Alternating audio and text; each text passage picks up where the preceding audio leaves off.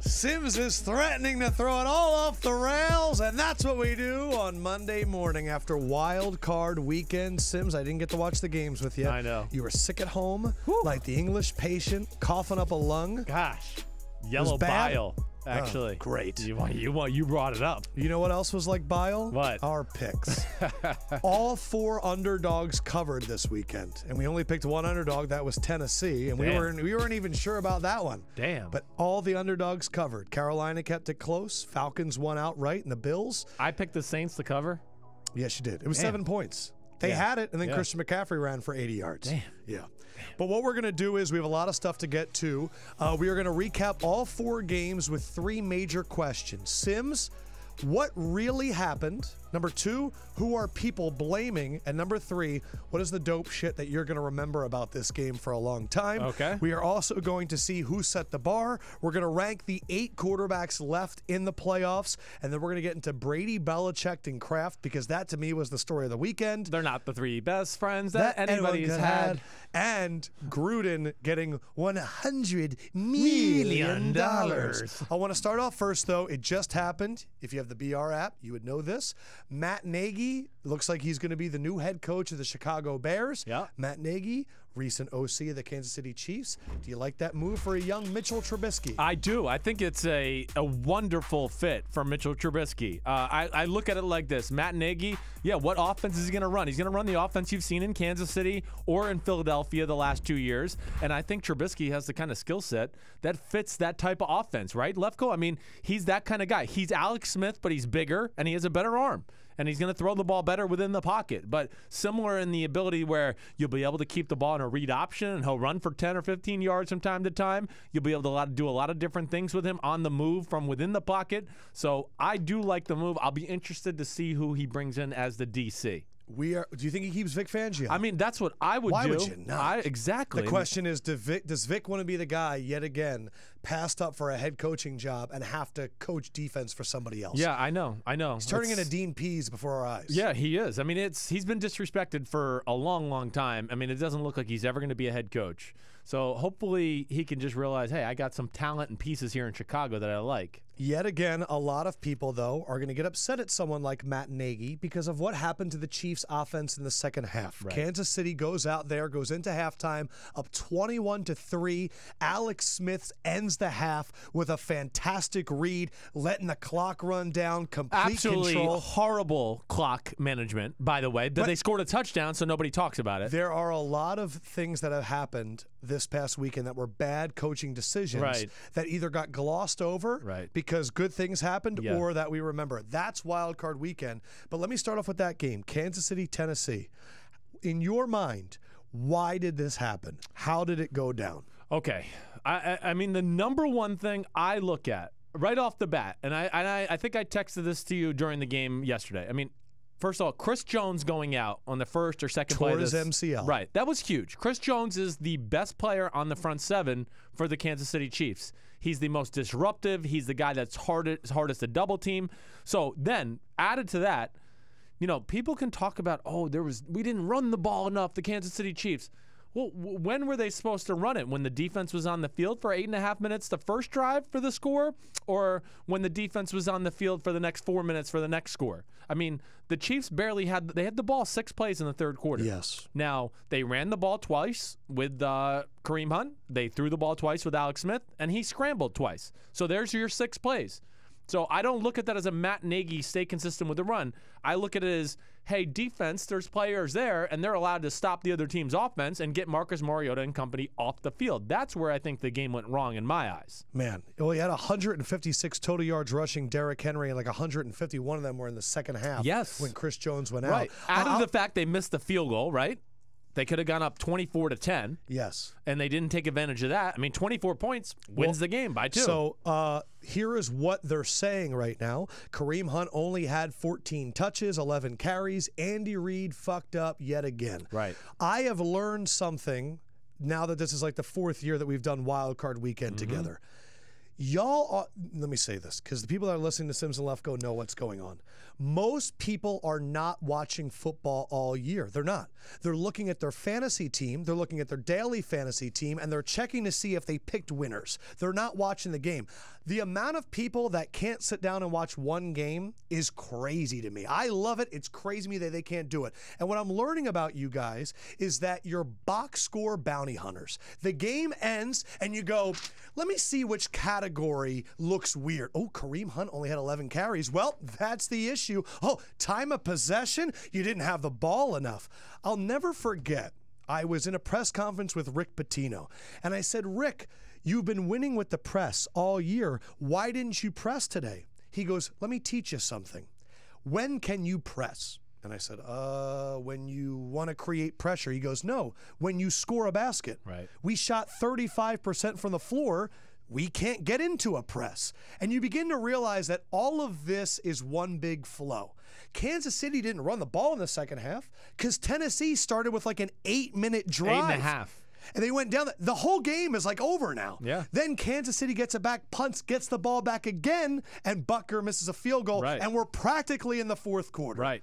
And for me, there wasn't an opportunity to get carries. But people don't look at game flow. They look at stats. I mean, people are going to blame Sean McVay for Pharaoh Cooper, and we're going to get to that in a second. Right. It's just incredible to me that I turn on Philadelphia Talk Radio today, and someone said, hey, man, I got to hear X's and O's. How can the Eagles stand with the Falcons? What can they do? And the guy goes, two things. Run the ball and play defense. And I went, this is what people are talking about. Yes. And just the reason, I know you were getting weird about Bortles yesterday, and you're like, look, I feel like I'm being too hard on him. We always tell the truth, and that's what we're going to continue to do. That's my overarching upset with people in the playoffs rant. Yes. Because I don't think they know what they're doing. No, well, I think your point, I never really thought about it that way until you kind of ranted about this before we started the show, that you're right. I do feel that the last 2 years especially, and of course I guess I'm more noticing it than I'm in the business, but yeah, people are not really paying attention to what's going on in the NFL. They're paying attention to their fantasy teams, few big storylines. But I feel like I said to you, I feel like last year it was the playoffs when everyone went, Aaron Rodgers may be one of the greatest quarterbacks of all time. Yes. It took like the Giants game and that amazing Cowboys game for everybody to go, oh, wow, yeah, he is kind of special, huh? Some other stuff from this Chiefs-Titans game. One, we have doubted Mariota for a long time. Right.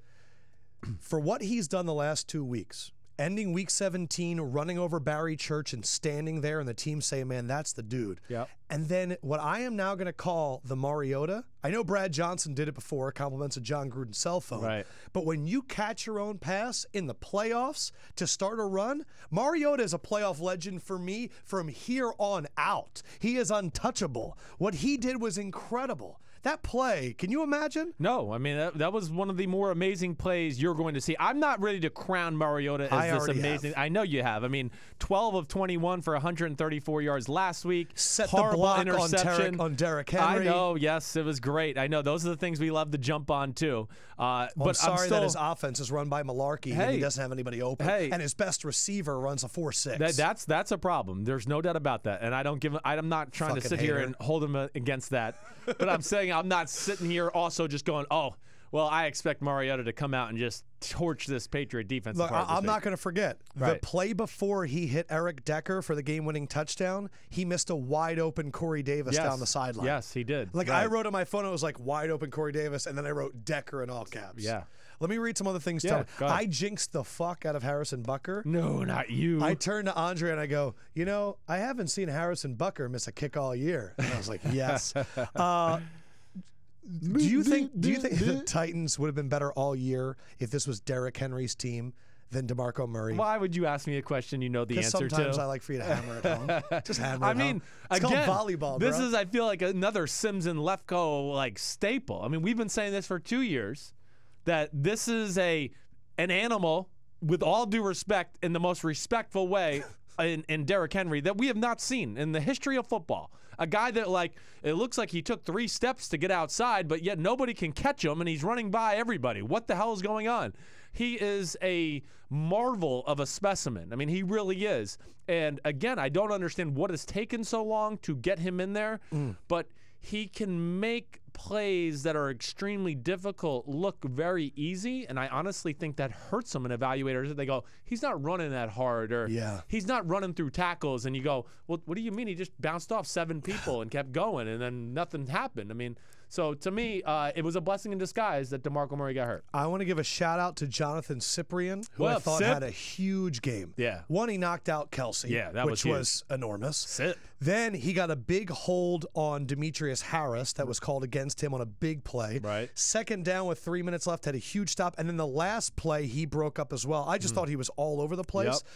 And then it's so funny because John Robinson, when I was working with the Patriots, the GM of the Titans, loved Cyprian coming out in the draft. Love him. And now he's on a team with him, and he got him in a free agency, and it's funny how that works. He does. I also thought the Gruden McDonough, it just added so much to it. And I heard you and Florio talking about it today, where if that was a blowout, and McDonough would have kept asking about it. But McDonough, Gruden putting his cell phone to the screen with Brad Johnson was just so Gruden. In his last game, like, I'm so happy. I really should have texted the middle finger emoji when he was doing that. I really should have. At that time, I should have set the middle finger emoji. So literally, as he's like showing it, it comes up with like a big yellow, like, up yours. People tweeted at us and said, does Sims text Gruden? You did that one time, I remember, and he responded during the game. It was about Aaron Rodgers, I'm pretty sure. You're right. It was the Eagles game. You were like, Aaron Rodgers is fucking incredible. I think Aaron Rodgers might be the greatest quarterback I ever seen. And he wrote back like, dude, I think I agree. Like during the game. Right. But we did. We text Friday or Saturday night, me and John. Yeah. I just said, congrats, man. I said, I can read you my text. I literally just said, I'm really happy for you. I'm happy for the Raiders. I'm happy for the NFL. Yeah. Football's better this way. Yeah. Kick ass. And what'd he say? And he just said, thanks. Stay in touch. Let's catch up soon. That's awesome. Yeah. Johnny Gruden. You're like, hey, let me be the offensive quality control assistant. No, thank you. I'll say this. There was a few Gruden moments that I thought were great. Right. One, they're going to challenge the catch in the end zone, and it's clearly a catch, and he goes, that's a catch. I mean, come on. And I was like, yes. Gruden gets so fed up with the refs, and I love it. And then he had another one where I think it was a big hit, but he goes, oh, you can feel this in your bones, man. Like, that's the shit I'm going to miss with Gruden. That's how he talks in meetings. And apparently Sean McDonough's going to miss him too, because he had one season together and he's crying and his voice cracking. Yeah, I know. Yes, a touchdown! Does he like deliberately try to make his voice crack? I don't know, dude. Like, I've told this to people here. It's Derrick Johnson, the most tackles. I'm like, yo, I've seen enough of Sean McDonough. Yeah. By the way, I figured out. I figured out the two that I want in the booth with Sean McDonough. What? If it's not going to be us, Sean McDonough, Randy Moss, Louis Riddick. Oh, big one. That's the three. That if ESPN's smart, right, you pull Randy Moss and then you put Louis Riddick in there. Louis Riddick is not doing enough for your company. He needs to do more. I agree. Or put Louis Riddick and Ryan Clark. I enjoy listening to Louis Riddick. The other thing I'll say too is Jeff Triplett. That was his last game as referee, and I have a reason why I think everyone thinks he sucks at refereeing. It's a lot like Sean McDonough. I think it's his voice. I think when Jeff Triplett comes up there and he goes, there's a penalty on the field. It is on the Kansas City Chiefs number 22. People are like, I don't trust this guy. I don't trust him. Yeah. I think it's kind of his voice. I know what you mean. The optics they don't help him out, that's for sure. But hey, screw the optics, okay? It was bad. That was bad. He was bad. The NFL has an issue. I'm sorry. They really do. They got to go back to the drawing board with the whole replay thing.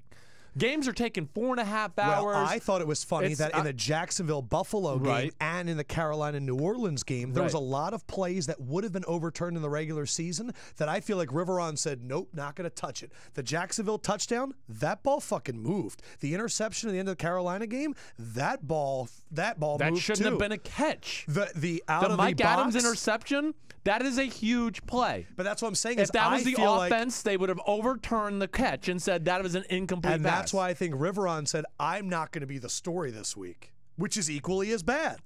Yeah. They're a disgrace. They're all over the place. I don't know what the hell to say. And then the only other thing I'll say is, man, Darrelle Revis is one physical corner. I mean, listen, I get it. That's what you get for signing him. I get it. But people are making a big deal about nothing. He had the first down, whether Darrelle Revis went full speed or not. I understand. It's not good optics. Yes. I get that. But he wasn't going to make the play, nor do I think he's as close as it looks like on TV. You know, again, we're seeing a back angle from a camera that's 90 yards away, and you don't really have the optics to go how much grass is between him and Derrick Henry. Yes. That's just my 2 cents. I understand. He is like that. It didn't look good. It does not look good. No. I'll say this about Tennessee and Kansas City. All 4 teams that had better time of possession in the regular season had worse in the wild cards in this matchup. It made me think of Dallas and Oakland last year. Remember, they were 1 and 2 in time of possession, and then they go out there and they don't have time of possession. No. It's a flimsy stat. Everyone thinks, oh, you're going to control the game. It doesn't matter. The other thing I'll say is this. Quarterbacks running. You draft Mariota because there's a part in the back of your head that goes, you know, if he ever throws a ball and it gets tipped, he could catch it and run it into the end zone.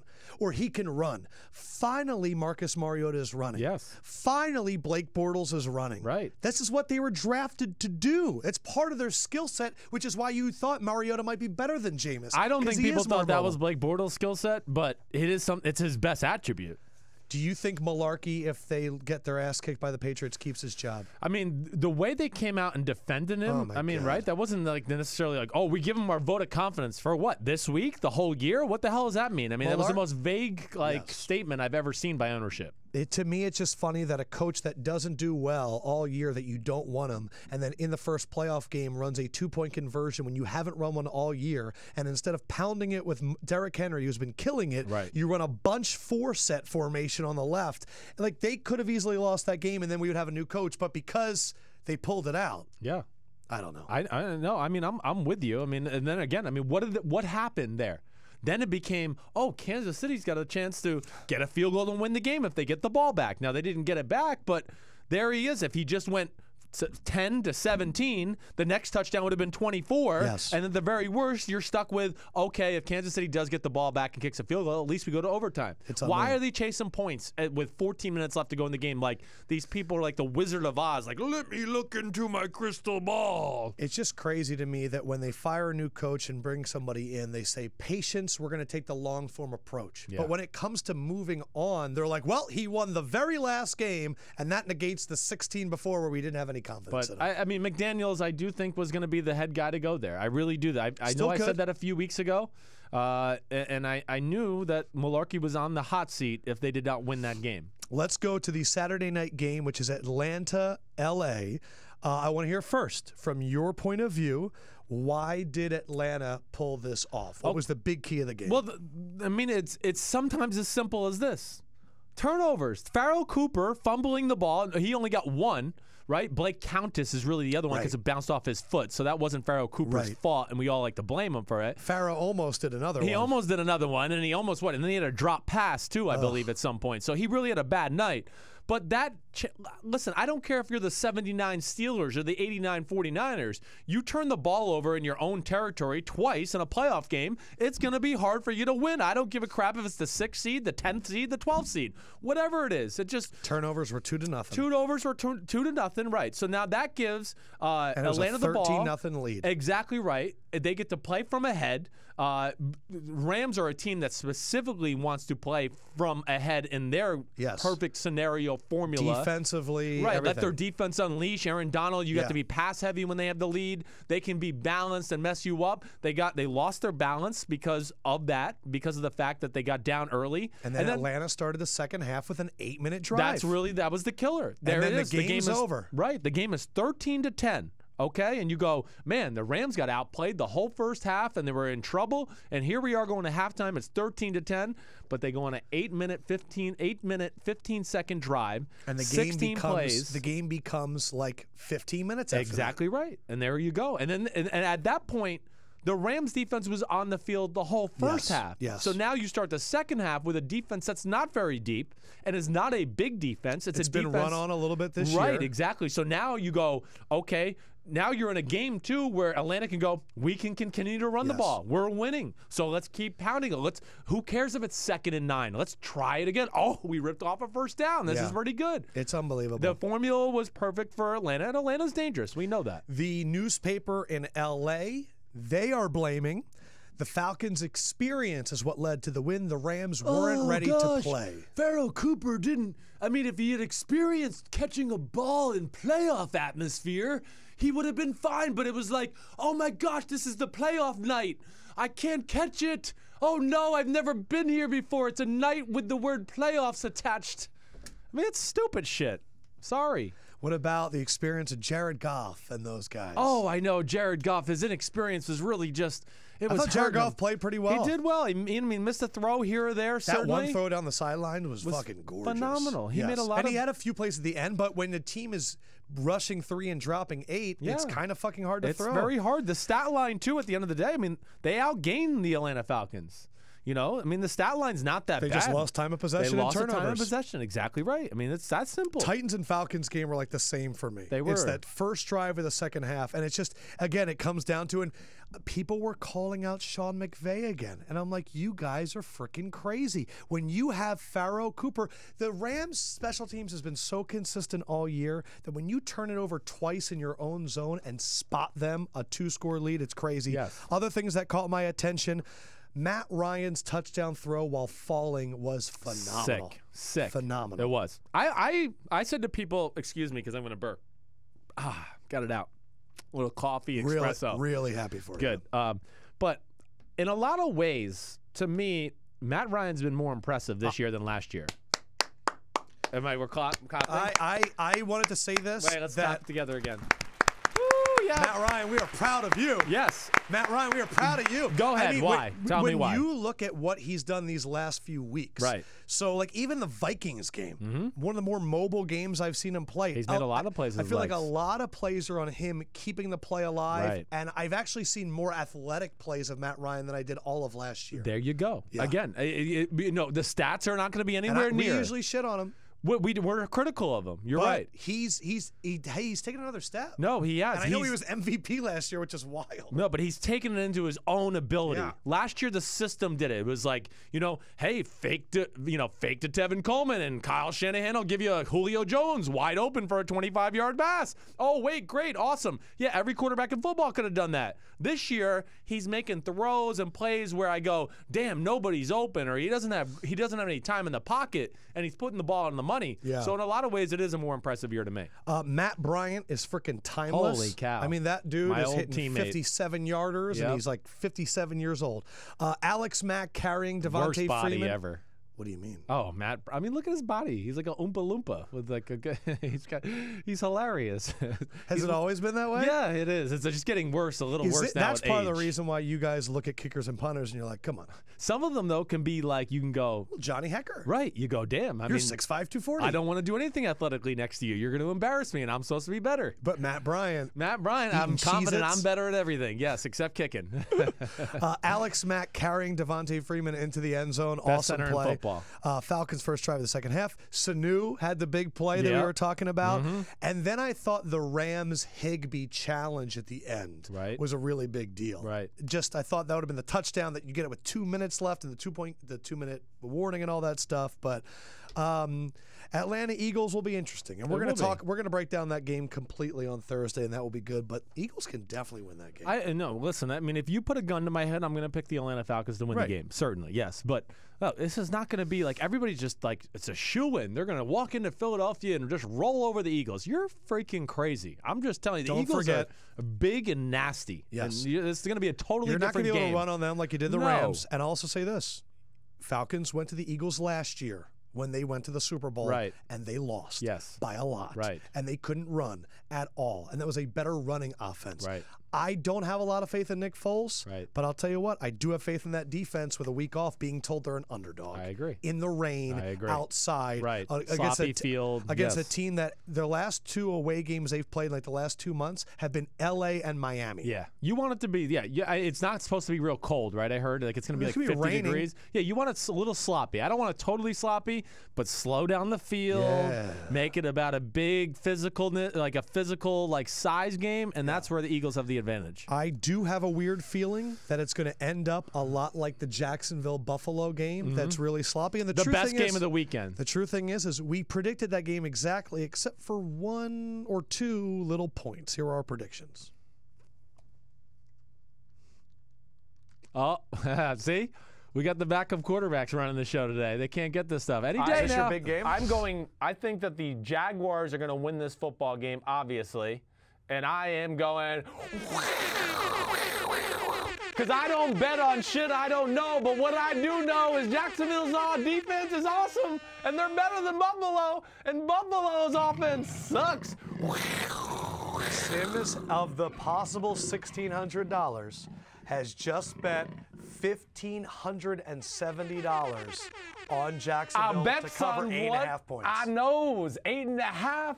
Yeah, this game, I mean, I don't know. I just have a hard time. I gave 13 points to Buffalo just because I was like, damn, maybe they'll luck into a point or two here or there. I mean, maybe everybody in Jacksonville will trip and they'll fall down and Tyrod will run for a touchdown. I don't know. I'm not sure that Buffalo can score 13 points. That would be my 2 cents. I mean, they're missing their right tackle. I know Chantrell Henderson's over there. He's a good player, but just damn, there ain't enough weapons. I'm going with what I knows. It's a sure thing, sim style. I've never wanted to lose a bet more. I have $400 on the Jaguars, minus 8.5 as well. Yeah, damn. Man. It was so funny because in my... I forgot the one other thing I know, though. Blake Bortles sucks. He can't throw. Man. I was betting to see the home game Blake Bortles. We put up that stat, right? Where there was a lot of wind. I don't even know. Listen, like I said, I feel bad for the guy in a lot of ways. He is the second quarterback ever to rush for more yards than he has passed, the first being Mike Vick. The question I have is really what's the difference between Mike Vick and Blake Bortles at this point? Well, I mean, Mike Vick's better in every sense of the word. I was being very facetious. Again, I was heaping it on. Again, like... Romo was trying to tell everybody at home. He was trying to do it nicely. Sucked. Yeah, he was trying to do it nicely. When you're not a natural thrower, the wind can take control of the ball, and it's like, so he's not a thrower. Right. That's tough for the quarterback. And Bortles has admitted these things in production meetings to other, guys covering games. He said those type of things. Again, quarterback play is not about the bottom line, like you started out this show, right? It's not about the bottom line stats. That's not what it is. It's about what was there to be had and who can take advantage of everything that's there to be had, right? Like Cam Newton in the game yesterday, there was 250 yards to be had, but he was so fucking awesome, they got 343 because he made throws that like only 4 people on the planet can make, and he maximized it. That's why he's awesome. Blake Bortles, like, what's the reverse? So he minimized, right? So we're all going to go, well, he ran for 88 yards. He ran for 88 yards, but I promise you when I watched this film later, and you saw on some of the highlights, that there was huge completions down the field that he just wasn't going to pull the trigger for. He literally looked at the first guy, and he goes, is he wide open? No. Let me run. Oh, where do I go? Holy cow. That was what he did. Yeah. And I mean, it's just, it's unfortunate. It was my favorite game of the day, though. I know you were texting me. Babe, I love that game. Why does nobody like that game? Same reason. Okay, so the same people that run to the box score to figure out who to blame are the same people that go, it wasn't 37-35? Man, NFL football sucks. I'd rather watch Oklahoma, which was a great game. I'm not saying it wasn't a great game, but there wasn't no defense in that game. Every play was pressure-packed. I mean, one play was going to change the game. The coaches had to manage the game to go, we can't let that one play happen, or I don't know, we can go down and score and win the game if that happens. So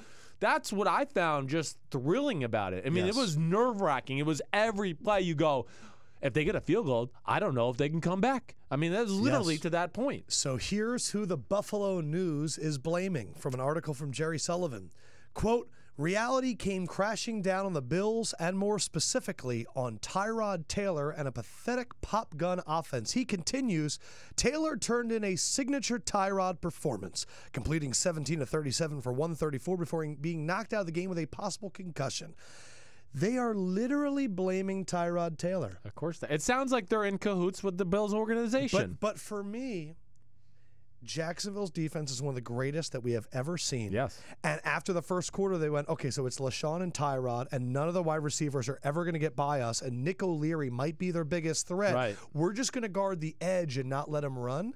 I mean, Tyrod was a sacrificial lamb. That's why I was telling you. You can't put anything on Tyrod. No. I mean, that's why I was texting you during the game. Like, that's the game plan Jacksonville has to do. I don't know if you know what I meant, but, like, early on, they were too aggressive, like leaving one-on-one opportunities, leaving LaShawn McCoy one-on-one with a guy out of the backfield, blitzing 5 guys. You don't need to. Just to let Tyrod get outside the edge of the pocket to have nobody there to actually run him down and spy him. You're like the deepest front 4 in the NFL. Right, just rush let forward. those guys go. Let the 2 guys on the man play outside, on the outside play man, and then you have your linebackers. It's basically 3 linebackers and a safety. Those 4 guys, let them play zone. That's what they did in the second half, and they said, oh, we'll watch LaShawn come out, and if Tyrod runs, we'll watch him, we'll go run him down. And they had nothing. The game was won or lost with like 2 things in my eyes. First and goal on the 1. Man, you're one of the best running teams in football, and you have one of the best running backs in football, and the only weakness of the Jacksonville Jaguars, other than Blake Bortles, is their run defense. So why would you throw a jump ball to a guy who's had knee problems all year? Against Jalen Ramsey. Against the best corner in football? Did you hear what your dad said at halftime? No. It was fucking amazing. What did he say? They're going through and they're breaking down the game. And your dad goes, really smart play call in there, throwing a fade against the weak link of the Jaguars defense. And no one fucking caught it, but he was like, seriously, like, why are you throwing a jump ball to Jalen Ramsey, who got pushed and still broke up the pass? But that was one of my 3 coaching decisions that were really fucking dumb. Yep. That one, Mularkey going for a 2-point conversion, then Sean Payton 4th and 1 at the 50, which I don't even think that was as dumb as the other one, but the Bills one was epically dumb. The Bills one was epically dumb. What was the second thing that led to the Jaguars win? The next drive, when the Bills decide to throw the ball on 2nd and 3rd down, and then Jalen Ramsey made the amazing tackle to stop the guy from getting the first down, to set them up for the short field to get the field goal before the half to make it 3-3. Yeah. Like, that's what drives me crazy about coaches. We're conservative and we do it this way all year, and then we're going to get a big moment and fuck everything. We're just going to do it a different way. I'm going to go for it. Yeah. They get under pressure. That's what got you there. Punt the ball away. Blake Bortles, if we took the defense off the field yesterday, I don't know if he would have completed 20% of his passes. Why would you do that? How much were you rooting for that pick 6 at the end? Oh, I just kept going, man, it's got to be coming. It's got to be coming. Sack, fumble. Oh, my gosh. Oh, where's no goals? Oh, my gosh. Every play felt like a possible touchdown. I mean, I just felt like we've seen that story. I mean, how many times have we seen that story this year? We said it was going to be a 7-point lead that you're relying on a Jacksonville touchdown defensively to cover. Right. Ramsey took a bad angle, man. I'm blaming him. He should have undercut it more and gone, and he shouldn't even been touched. But, man, he's awesome. Who was more in fear, Blake Bortles the entire game or the cameraman when Blake Bortles was running at him? That was pretty good. It was great because it was slow and he was like, no, Bortles. He looked so fucking scared. It was great. One more point about that game. Shout out to the Bills fans bringing their own tables and like slamming Jags fans through fire. Like, Bills fans know their brand, right? And they are loyal to their brand, which is craziest fucking fans. Yes. And you earned it. That was awesome. They do. They're awesome at it. Last point about that game, and I know I've said this before, and I'm going to say it again. You read it in my notes. Jacksonville would be best if they used Blake Bortles like a wildcat running back. Just treat him like Cam Newton that can't throw. Treat him like Joe Webb. Or Tim Tebow, whatever you want to do, where you put him back there in the shotgun, give him the ball to Leonard Fournette. Then the next play, pull guards and let Blake Bortles run between the guard and the tackle gap for 3-4 yards. They should play football, and then he'll occasionally throw, a fade or a bootleg. But I would literally run my offense like that. You can't depend on him to consistently throw the ball accurately. Right. And I don't think that's going to happen this week in Pittsburgh, who's going to be pissed off. Oh, my gosh. Right. I'll say this. We've already talked about Tennessee and Jacksonville, and it's interesting. We talked about Mularkey. Is he getting the seal of approval? I thought it was crazy that on Friday I got a BR alert that said Shad Khan said, when we gave that 5th-year option to Blake Bortles, we were called the idiot on the block. No one's calling us the idiot anymore. And at that moment, I froze. And I realized, holy fuck, they're going to keep Blake Bortles. And if they keep Blake Bortles, this could be, I hope that Tom Coughlin would come in, rip some form of thing off his shirt, drop it on the table and say, I have to recuse my post because I can't work here anymore. I read that. They're going to keep fucking Blake Bortles. Listen, they're trying to give him confidence to go into the playoffs. I don't believe any of that crap. I don't believe it. We're going to have to see it. There's no way they're going to watch film after this year and go, oh, let's keep him around. Now, all right, 2 things. First of all, we know coaches didn't want that job this past offseason because of this scenario right here. I know people that interviewed with Jacksonville, and they basically said, man, I can't take the job because I'm probably going to go to the playoffs, and Blake Bortles is going to be my quarterback, and they're going to force him for me to keep him as the franchise. And I'm going to go, yeah, we might get to the playoffs. We might win a playoff game, but we'll never go farther than that. So there they are. He's going to get stuck with that. Maybe that's why they can't run the Wildcat, though, because if they run him too much, they're going to have to pay him $19 million. Their fifth-year option on Blake Bortles was one of the dumbest things this offseason. Oh, you're saying that they're afraid of injuring him. I mean, gosh. Because then it's guaranteed. Who are they bidding against that was going to pay Blake Bortles $19 million this year? And if you want to know why players are starting to speak out on Blake Bortles, nothing pisses off players more than a quarterback that's shitty, that's making 3 times more money than good football players. Like Jalen Ramsey's like, what? You're getting how much money? I'm the best corner in football. I'm making $4 million. You're making 4 times that? That will piss players off. The reason that they did it is because they thought that not having to make the decision right now was worth $19 million. It's exactly what happened to Kirk Cousins. Right. Because if they don't extend it, you're publicly saying we do not believe he's the quarterback of the future, and now David Caldwell has to answer for a full year about why he fucked up the 3rd pick in the draft. In his mind, it was worth $19 million to not be wrong right now. I think you're exactly right. And you know what? I never thought about it like that. Maybe when it's not your money. Yeah, that's why they did it. You're right. $19 million to take those to questions be away. You're exactly right. Because now when the contract just evaporates, we'll go, oh, we're working on it in the offseason. Right. But if you make it now, right. well, now we have to answer it. You're publicly admitting that it was a mistake. Yeah. It was worth $19 million to be right. Yeah, you're right. And then Tony Khan. How about that humping? Oh, what do you mean when he got up? They showed Tom Coughlin's taking notes, and Tony Khan's in there with the quick pumps. A real Chris Sims type of move. Yeah. All right, let's talk about... Two-pump chump. The only other thing I wanted to say, too, that I felt was interesting was the 2 teams that didn't rest their players in Week 17, Jaguars and Saints, they get the win. Right. The 2 teams that did rest their players in Week 17, the Chiefs and Rams, they both lost. Yeah. Guess what? There's 2 teams on bye that rested players in Week 17. There's 2 teams that didn't. The 2 teams that didn't rest, Patriots and Vikings. Vikings battled it out with the Bears. No doubt. 2 teams that did rest, Steelers and Eagles. Maybe some correlation. Yeah, well, I mean, the Patriots, Vikings have that Parcells Patriots background. were like, no, we're going to beat the crap out of Bryce Petty. They always do. I mean, that long of a layoff is dangerous. This will be one of the things you watch when the Steelers have to play the Jags. Are they sleepwalking early? Yes. Right. That's the same thing with Eagles, Falcons, too. No doubt. Falcons it's going to be can scary. jump all over right. you. And all of a sudden you get in a game and you go, damn, we've been sacked, fumbled, and we made one wrong play, and all of a sudden we're down 14-0, and we haven't really gotten to the flow of the game because one team is battle-tested and true and ready to go, and the other one's been, trying to go, oh, we had a physical practice on Tuesday. Yeah. New Orleans, Carolina. What happened? What's the Sims breakdown when you look at it from 30,000 feet? Man, there's a few things. This is a little deeper one. So I guess this is what I would say, first of all.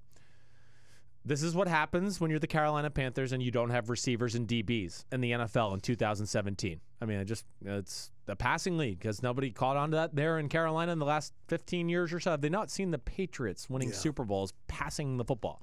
So when Kalen Clay drops a touchdown pass at the start of the game, I want to go, damn, that's bad. But I also want to go, well, what'd you expect from the undrafted signing free agent off the streets that nobody else wanted? Incredible throw by Cam. Incredible. So Cam Newton was absolutely amazing yesterday. I don't think anybody could deny that. I mean, you wanted to make him one of your setting the bar guys. I did. I think he played one of the best games out of anybody this whole weekend. I mean, did you see an open receiver yesterday? I mean, I don't even know if Cam saw him after he got beat up like that. Well, I know. And so that, then, there they are controlling the game. They don't get a touchdown. They missed the field goal, the chip shot, right? Yep. What happens the next drive? 80-yard touchdown pass. Oh, yeah, that's right. You got no secondary players in Carolina either. A little bit of an issue. Right.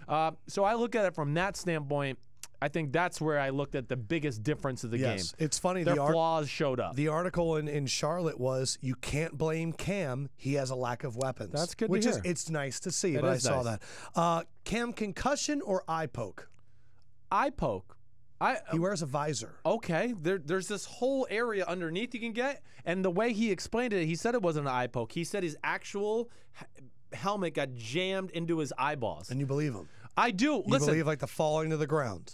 that wasn't a concussion. Okay, so here's my take on it. I'm doing this on purpose. I know you are, so let's talk about it. I think this is the thing, first of all. First of all, it was a good hit, yes. It wasn't helmet to helmet. No idea that guy was there. No, but it was not helmet to helmet. It was chest to helmet. There. He wasn't like stuck on the ground, frozen in a position. He laid on the ground and was holding the football the whole time. Not like Travis Kelce, who couldn't even hold the ball when he hit the ground, let alone couldn't even stand up straight. Okay, so Cam Newton, he got up. He gets up slow every play. Okay, has anybody been watching football? Did you watch them break the huddle? He stays on a knee, and the team's already at the line of scrimmage ready to run the play, and he's still there on a knee thinking about what he wants to do.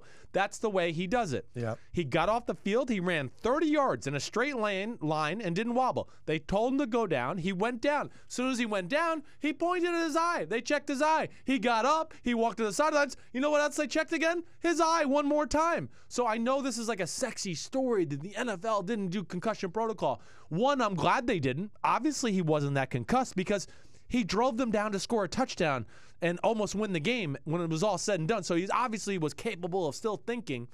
And I don't even know where else to go with it. If I was Cam Newton, anytime I do stories this offseason, I'd be like, I wasn't concussed.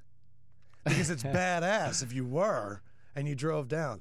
I had a weird reaction to concussions this weekend. I enjoy hard hits, and I still am not used to me being like, whoa, and people being like, he could be hurt. And I'm like, at this moment, I'm not thinking about that.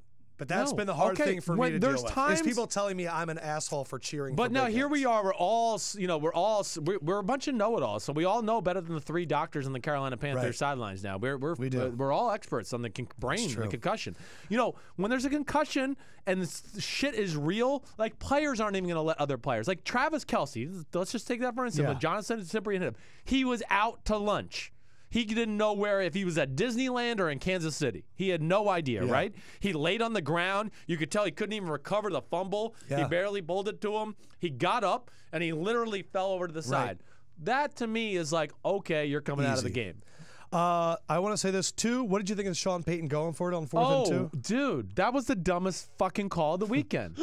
Okay? That was stupid. If it works, you're a genius. If it doesn't, you're an idiot. There's no timeouts with the Carolina Panthers. Just pin them back. There's no weapons on the Carolina. I mean, Cam's gonna have to make 9 amazing plays for them to go down, which I just find highly unlikely. He was put in a position where he really only had to make 2. Or 3. Right. And if that interception is called back to get on the 50 instead of the 30. That was not a catch. By the rule, he was catching the ball as he was going to the ground. He did not survive contact. The ball came loose. Should have been incomplete and spotted at the ball where it was before 4th and 2. What about intentional grounding? Was that right? The intentional grounding. Where Cam, they said, didn't get out of the pocket?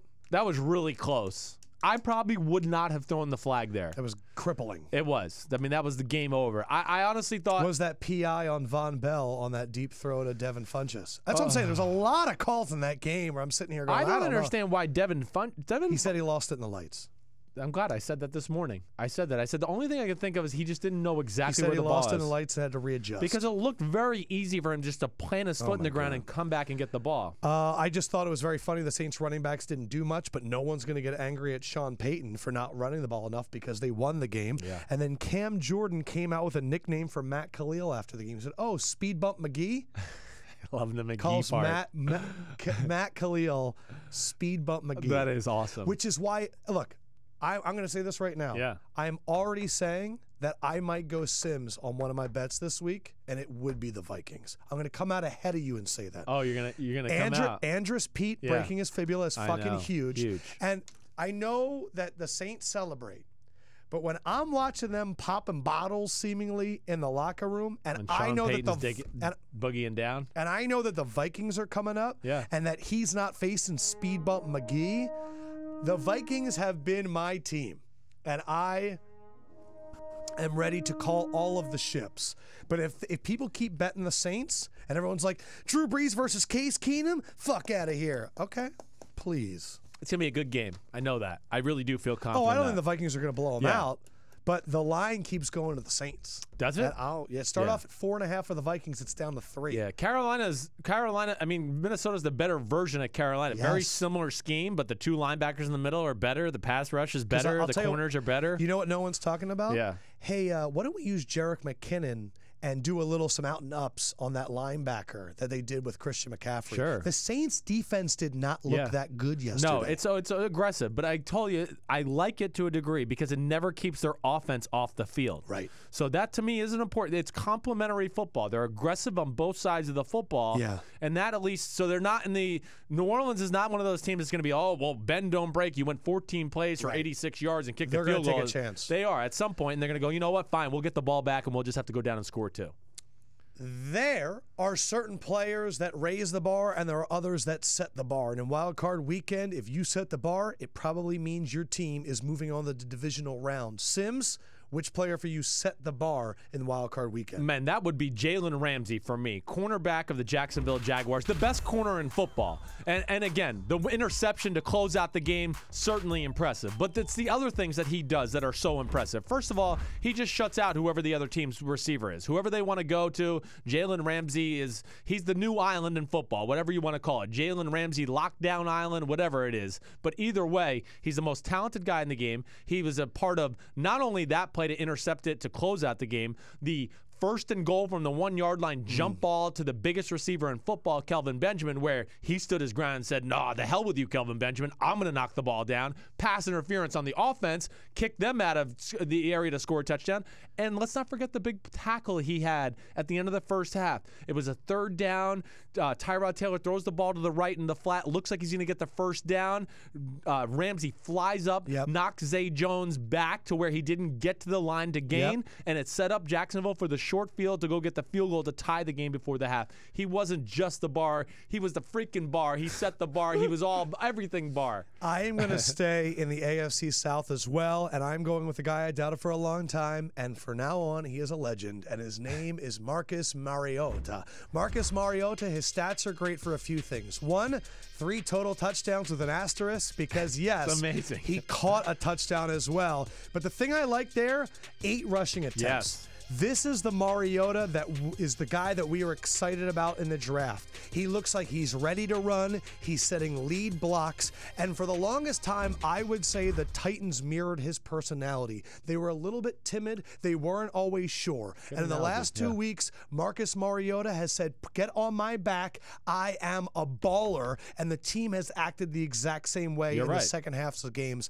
Marcus Mariota, he didn't just raise the bar. He was the bar Wildcard Weekend. Sims, tell me how great I am. Hey, you're great. Good job, man. Way to go. I am happy for him. Yeah, and I think your point, about him running the football too. I mean, we've talked about this. I said he did 10 times against Jacksonville, 8 times against Kansas City. This is why you drafted him. Gives them a chance. Yes, right. I don't understand this. Why we draft the running quarterback and we go, well, we don't want to run him until the game's important. We tell Wentz not to run because we know he can beat you from the pocket. Right. We tell Mariota to run because that's not really his skill set. Yeah.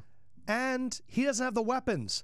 And we need him to run. Yes, and you listen to the game, right? I mean, you heard them at one point. I think Gruden and McDonough mentioned that the players on the offense, they tell him to run more. Yes, and because they know it's going to open up the pass game. It's going to open up everything. Yes, he is legitimately fast. He is. That was amazing. To throw a pass, catch a pass for a touchdown in a playoff game, that is freaking awesome. He's such a better athlete than Brad Johnson. It's not even close. We are down to 8 teams in the playoff, and that means 8 quarterbacks are left as well. And oftentimes you could figure out the Super Bowl champion based on the quarterbacks. I want you to rank from 8 to 1 the quarterbacks remaining in the playoffs, starting from 8 to 5. Who is the last ranked quarterback in the playoffs, Chris Sims? Okay, all right. Let me just pull this up so I don't mess this up. Better yet, let's look at the graphic. Oh, hey, okay, number 8. Well, yes, if he's number 70, he's number 8 of this class, okay? Okay, so Blake Bortles is number 8. Sorry, deal with it. That's number just a 7, fact. you have Nick Foles. Nick Foles, yes. He is a few notches up above 70. But, yes, he would be number 7 at this point for me in the quarterback conversation. Okay, number 6 is a pretty good player. He might be rising up tremendously farther next week. But Marcus Mariota, I'm going to put him at 6. This is a body of work, a whole season compilation. This is not just a prisoner of the moment Saturday wildcard weekend game, and now he's the best quarterback in the AFC. No, sorry. Number 5, yeah, give him his respect. He deserves it. Case Keenum. He had a better year than all these guys that are behind him right there. Case Keenum not only made plays with his legs, throwing in the pocket, throwing on the run, doing all those things. Whew, this is where it got tough. Yes. I mean, this is where I don't even know. I might be wrong in this one. Number 4, I'm going Matt Ryan. And I'm really torn between making him 3 or 4. Throw up 3, too, because number 3 is Drew Brees. And I almost would like to just say they're like 3 and 3A. And sometimes I sit here and think, no, Matt Ryan's better than Drew Brees. And then a few seconds later, and Drew I go, Brees was really good. Drew on Brees Sunday, is better, though. too. He was. His He was ball phenomenal. placement yesterday was amazing. Off the charts. And I thought it was encouraging that they couldn't use those backs and win the game. They won the game doing other things. Back shoulder, baby. Right. Number so that was 2? Number 2. His name is a Big Ben. He's that big guy from Pittsburgh, eh? Yeah, Big Ben is still, I mean, since the Jacksonville game, he's played very good football, and he got better as the year went on, smarter decisions, and really started throwing the ball down the field like we remember Big Ben throwing it. Wait, Chris Sims has Tom Brady as the number 1 quarterback? They messed up on the graphic. I hate Tom Brady. He's the worst. He's like number 71, and Bortles is 70. I mean, yeah, Tom Brady's the man. Once again, I'm, giving him a blowjob once again, okay? I mean, how many do I have to give? I said one bad thing about him once. I blue balled him once, and now I can't get him. So nobody you can have get it. Keenum at 5, and a lot of people are saying Keenum isn't good enough to win the Super Bowl. But out of those 8, where does the line draw for the? Do you think that all these teams could win the Super Bowl right now? I mean, if you're being realistic. No, I think the bottom 2 with Foles and Bortles, like the game has to go a certain way, right? Yes, it has to follow. perfect. It has to follow a very specific formula. Where these other guys that can go, no, I mean, the game, they can get down by 10 and still win, or the game can become a shootout and they can still win. Right. So there's more room for error with those other quarterbacks. Like, yes, of course Jacksonville can get to the Super Bowl and win, but it's going to have to be like Blake Bortles playing a game that we've never seen him play before, them taking care of the football, them dominating the run game, and their defense probably causing one turnover touchdown type play. We are going to save all of our game breakdowns for divisional round. Oh, these are your quarterback rankings. Tom Brady 1, Big Ben 2, Brees 3, Ryan 4, Keenum 5, Mariota 6, Foles 7, Bortles 8. I think it's self-explanatory. You did say that Brees and Ryan could be switched there. Yes. But those are Sims's top quarterbacks remaining. I'll be interested to see Brady here this week. I really will. Because, I mean, Brady was not sharp towards the end of the year. And Dick LeBeau can make it weird. He can make it weird. And guys at his age, at Brady's age, the rest, that would be a guy where I go, the rest could do him good. It can kind of revive his arm, his body at that age to where we could go, this is the Tom Brady we saw in week 4. Here, watch out. That was great. We are going to do more of our game breakdowns on Thursday to really look towards the next game. But I want to start with Brady, Belichick, Kraft, the 3 egos. Not the 3 amigos, the 3 egos. Yeah. When the story came out, we have been talking on this podcast last week about how you heard there was issues between Belichick and Kraft. Yes. What was in that story from Seth Wickersham of ESPN that maybe you hadn't heard yet? Well, I hadn't heard the whole thing about the meeting to trade Jimmy Garoppolo. I didn't really know that exact story. All I could tell you, and I know I've been saying this to you for weeks, is that, there's an issue there. Where there's this much smoke, there's fire. And you know what? It pisses me off, this whole, fake news crap. Like, nobody can ever believe anything negative anymore, and we go to Donald Trump's stupid fake news bull crap, okay? But, I'm watching ESPN. Teddy Bruschi works there. Teddy Bruschi's still pretty connected to the Patriots. He didn't disagree with anything in the article. He said, it's all pretty true. I mean, from what I know, these are all pretty real. The thing I hear from every former player is, but it's not going to impact them. And I go, that wasn't the question I asked you. Right. I don't care. I still think this is going to help the Patriots win the Super Bowl. But doesn't mean that this isn't true. No. You know what I took away from it? This is all because of what Garoppolo has done. Sure. There's no reason for this story to come out or for people to get that upset if Garoppolo had played average or below average. But because he put together 5 wins in 6 games and looked like the next coming of Tom Brady, for the first time, we have a glaring mistake from the Patriots, and people are going, who did this? ESPN is very connected to the New England Patriots. This definitely came out because of Belichick, right? I think so. Because when I looked at the story and said, who did this benefit? It benefited 2 people, Belichick and Kyle Shanahan. You're right.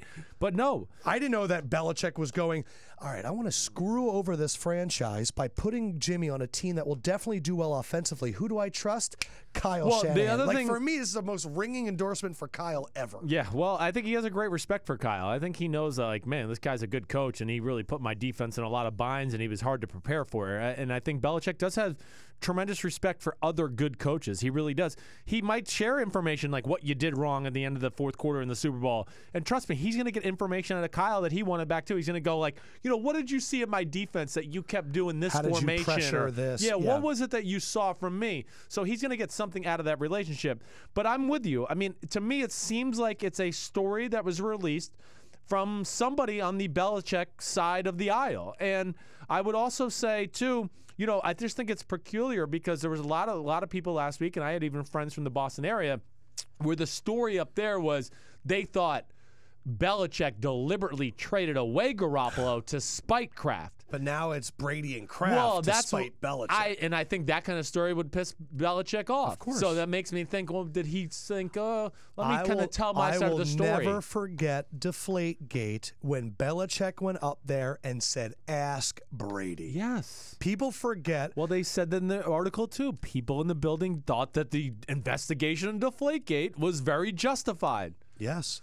For me, Belichick had to answer questions about his honesty and whether or not he was cheating because of something that Brady did by himself. Right. And I think that was the huge fracture. We talked about it 2-3 years ago when that happened. This could be the end to them then, but they went on and won. For me, I think it's crazy that I look at the biggest companies in our country, Apple, Google, all these places, and I bet you they have their secrets on lockdown, and I don't even think they are as protective as Bill Belichick and the New England Patriots. You talk about locking the notes on the board, and it's security clearance, and it's all in that book bag, and no one's touching it. Right. And the fact that it took a snake oil salesman to find the weakness of Tom Brady, that he whispered in his ear, "You're getting older. I can keep you young forever." And that Trojan horse was able to crack into the Patriots organization and spread that far that half the team didn't do squats because this dude that had miracle juice and ligament stretching brain powers convinced the 40-year-old quarterback that you can play forever. He played to his ego because Tom Brady was worried that he was going. They wouldn't even help Jimmy Garoppolo when he was hurt. That's how sensitive Brady was. And this guy came in from the inside and set all of this off. To me, that's the craziest thing, that Guerrero was the Trojan horse that ruined all of these things. Can they get back together? You bet your ass. There's nothing that unites the Patriots more than people talking shit about them from the outside.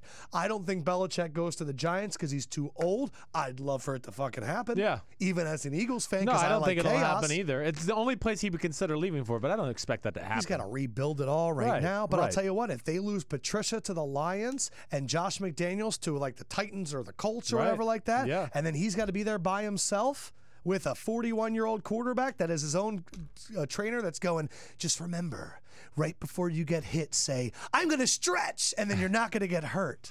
How the fuck did Guerrero get in there?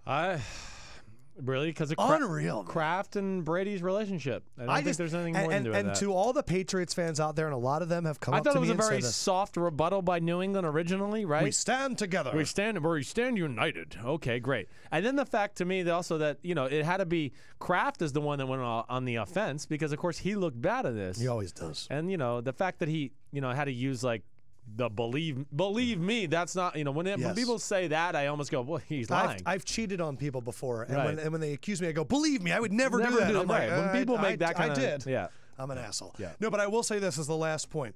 To the Patriots fans that are going, this isn't a big story, we already knew about it. Let me remind you, when you're a dynasty, people do not care about individual titles. On the third one, we didn't care if the Lakers beat the Pacers or the Nets. Who was going to be the ego that broke this up, Shaq or Kobe? Yeah, right. When you're dealing with dynasties, the individual success and moments aren't that important. The names become mythological. And then when they start having infighting, that becomes the story. Not can Jordan and Steve Kerr get along? Why is it going to end? Right. Because it seems like it's endless. Yeah. just the way it's going to be. Yeah. Last thing, because I know we got to wrap up, because coming up on Facebook Live will be Steven Nelson and Michael Felder breaking down college football in the championship. Who do you got? I am going to go Georgia. Mainly because I still don't think that Alabama quarterback, when push comes to shove, is going to be able to throw the ball. Yeah. And I kind of like that Fromm kid, or whatever his name is. Yeah, it's Fromm. You're right. Yeah, and just, you told me when you saw Georgia, Notre Dame. Yeah, they're legit. Yeah. Who's your pick? I'm going to take Bama just because it's Bama. Yeah. I have no other reason. I agree with you. I think there's a little more weaponry on the Georgia side with those running backs, and Fromm is a better thrower than what the heck's the quarterback's name? Jalen Hurts? Hurst. Right, Hurts. Yeah, right, Hurts. Right. The only other thing I was going to say is $100 million for Gruden. What do you think? Well, it sounds like it's for a guy that hasn't coached in a long time. Yeah, it sounds like it's backloaded. I get that, but I think at the end of the day, listen, he's a Raider. He really is. He's the perfect fit for that organization. They love having a personality like that running their team. I mean, it's what Al would like. Al Davis, God rest his soul. And yeah, going there, what they need from Derek Carr. Gruden is very smart. He really understands football. Gruden's biggest weakness to me, when I was around him in Tampa Bay, had nothing to do with coaching. I thought he was not very good at evaluating players, not very good at evaluating and bringing along young players. We were always going, oh, we need a defense end. Oh, we'll sign that 10-year veteran and fill him in for a year or two, and then we'll be in the same problem next year. The knock has always been he can't develop young quarterbacks. That would be the big thing. You were one of the young quarterbacks that he tried to develop. Right. So, I mean, this is a guy that's not young anymore. I mean, he's past the young stage. He's at still the start of the prime of his career, let's say. But, yeah, I'll say this much about him. You talk about Carr or Gruden? Carr and Gruden together. Carr is going to become tougher. He's going to become smarter. And he's going to go to the games, and this is what happened to me, and he's going to go, man, the game's easier than practice because I don't have this little fucking 5'9" blonde guy standing 10 feet behind me yelling at me the whole time. Hurry up! Call the play in the huddle! What are you doing? 10, 9, 8! I mean, that's what Gruden used to do to me. I'd get on the field on a Sunday and go, shit, this is easier than practice. I mean, at least I don't have to listen to that little fucker back there. I was going to say, I was watching some clips of Gruden, and remember that guy in Goodfellas that said, the papers. What was his name? Johnny Two Times? Johnny Two Times? Gruden's like Johnny Two Times. Like, every clip I see, he's like, don't you love football? Don't you love football? Yes. Come on, patience. Like, everything is repeating himself. Yeah. In terms of why the amount of money, I thought Amy Trask, former you're right about GM this. of the Raiders, was really great. She said, I don't think people understand how much debt the Raiders are taking on with a new stadium, moving an entire team. People don't think when you move a team, you're moving the facilities, that's a lot of money they're taking on. And if you sign Gruden to a 3 or a 5-year deal, and in the last 2 years of the Raiders he doesn't do well, you need to make sure he's there. You sign him to a 10-year deal. That way you sell the boxes, the luxury suites, and we're getting Jon Gruden in Vegas. And that's the most important thing. They tried to sign Marshawn Lynch to win over Oakland, and now they're signing Gruden to win over Vegas. When you are moving a team, it is financials, and you need stability to move a franchise successfully. Yeah. Agreed. $100 million, though, for a guy that hasn't done it in a while is fucking crazy. It is crazy. And it's all guaranteed. He's making He's making 10 times the amount of Odell Beckham Jr.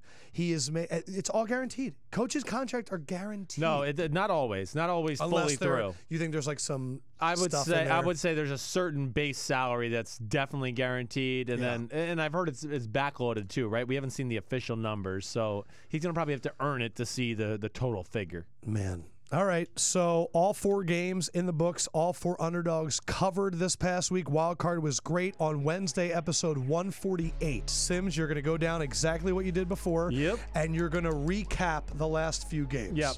I'll recap the playoffs. You'll recap the playoffs. Thursday, we'll do the big breakdowns of the games. Thursday, we're going to look at the divisional rounds. Right. Wednesday, I want film study. You're going to lock yourself in a room, and I want to know what really happened in these games. Yes, sir, Josh McDaniels, sir. I'm not working in New England anymore. I don't have to listen to you. Fuck you. I'll break them down when I want to. We are, of course, going to be doing our bets on Thursday, and Big Phil Sims will be joining us on Wednesday's episode 148 for Sims. Peace out, homies. Fendrick would say good evening, and the Lefkoe man says good night. Holla at you. Enjoy the games. Nelson Felder coming up next. Peace.